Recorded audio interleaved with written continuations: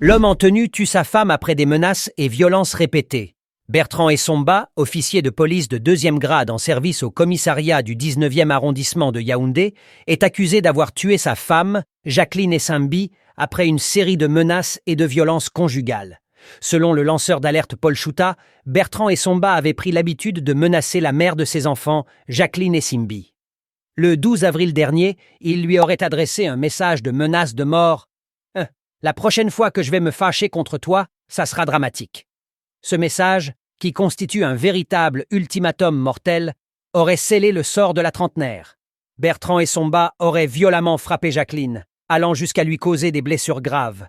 La victime, enceinte de 6 mois, aurait été sauvagement battue, ce qui aurait contribué à sa mort.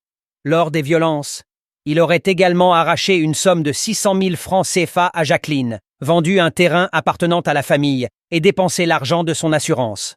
Il est également révélé que le policier aurait profité de la situation de vulnérabilité de Jacqueline, qui souffrait d'une maladie chronique, pour la maltraiter encore davantage. En plus des violences physiques, il aurait signé une fausse procuration afin de toucher le salaire de la défunte, exploitant ainsi son décès à des fins financières. Des témoins racontent que ces violences n'étaient pas isolées. Un proche, en larmes, dénonce. Cette fille souffrait d'une maladie depuis des années.